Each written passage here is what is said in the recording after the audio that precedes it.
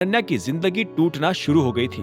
इसलिए वो भी अब कोई मौका नहीं छोड़ती थी अभिनव पर चिल्लाने का और उसे कोसने का। अपने ऊपर अनन्या को भड़कते देख अभिनव भी ऊंची आवाज में बोला, तुम सही थी, मुझे अपने काम से काम रखना चाहिए, बाय। यह कहकर अभिनव अपना नाश्ता छोड़कर उठा और ब्रीफकेस लेकर घर से बाहर आ गया। गाड़ी में बैठते हुए ही उसने रानी का नंबर डायल किया। Hello Rani. Tiger sir, good morning. Abhinav की आवाज सुनकर रानी ने एक्साइटेड होते हुए कहा, मॉर्निंग। एलेक्स कॉर्पोरेशन से रिलेटेड कुछ बात करनी थी। उन्हें आखिरी बार इन्फॉर्म कर दो कि टीम में सिर्फ अनन्या सिंह होनी चाहिए। अगर फिर से सनी सिंह बीच में आए तो कॉन्ट्रैक्ट तुरंत ही कैंसिल कर देना, हमेशा के लिए। अभिनव की बात सुनकर रानी ने एक पल के लिए सोचा और फिर कहा, ठीक है सर, मैं इन्फॉर्म कर दूंगी। Good, dismissed. अभिनव ने फोन काट दिया। उसने भी अब सनी को हर तरह से बर्बाद करने की ठान ली थी। अभिनव के साथ उस रात जो भी हुआ था, सनी को कम से कम उसका 3 गुना तो भुगतना ही था, नहीं तो अभिनव के दिल को तसल्ली नहीं मिलने वाली थी। दूसरी ओर चिराग भी अभिनव को सबक सिखाने के लिए पूरी तैयारी में था। अपनी गाड़ी से उतरकर वो फिलहाल WW प्रोडक्ट्स कंपनी के सामने खड़ा था। WW प्रोडक्ट्स एक जानी मानी कंपनी थी जिसका CEO चिराग का पुराना दोस्त था।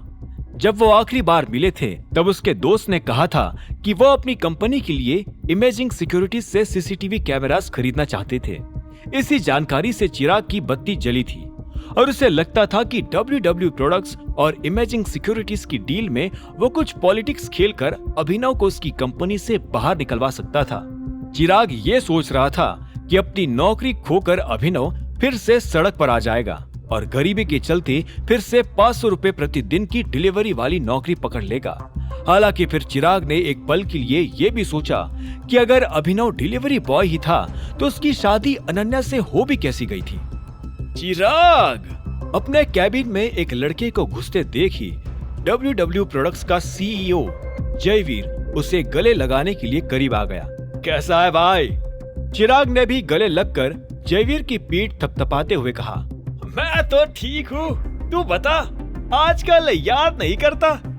याद तो आती है पर काम में इतना बिजी रहता हूँ ना यार कि बस क्या बताऊं। चिराग ने हंसते हुए कहा, और फिर मेरे पास कोई लाइफ पार्टनर भी तो नहीं है तेरी तरह फिलहाल जो थोड़ी मदद कर दे। तो मना कौन कर रहा है?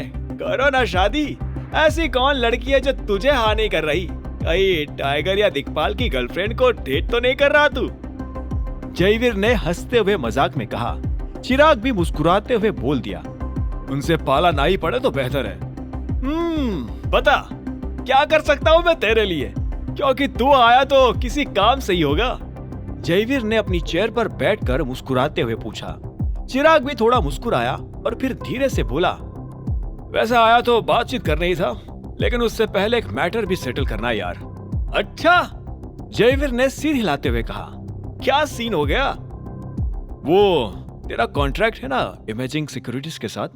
हाँ, आज डिलीवर भी कर देंगे वो ऑर्डर, उसी का वेट ही कर रहा हूं मैं। ओह, तो इस ऑर्डर का पेमेंट कर दिया कि नहीं तूने? चिराग ने दिलचस्पी दिखाते हुए पूछा। पेमेंट? नहीं, अभी तो नहीं किया। क्यों? जयवीर के चेहरे पर सवाल थे और चिराग के चेहरे पर मुस्कान। उससे अब समझ आ गया था कि अभिनव को परेशान करने के लिए कौन सी नस जबानी थी। अपने ऑफिस में बैठा अभिनव कुछ फाइल्स देख रहा था और इसी वक्त उसके कैबिन का गेट किसी ने खटखटाया। कम इन। धीरे से गेट खोलकर मायरा छोटे कदमों के साथ अंदर आ गई।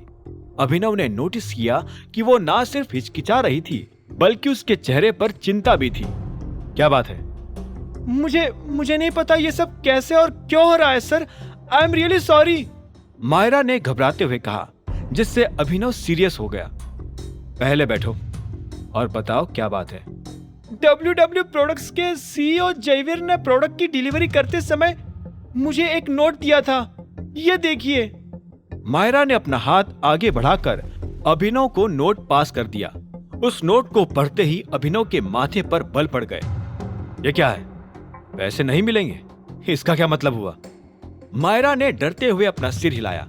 वही सर, जयवीर ने कहा है कि वो इस सेकंड ऑर्डर के पैसे नहीं देने वाले हैं, और वो भी तब जब हमने ऑलरेडी सारा सामान खोलकर इंस्टॉलेशन शुरू करवा दिया था।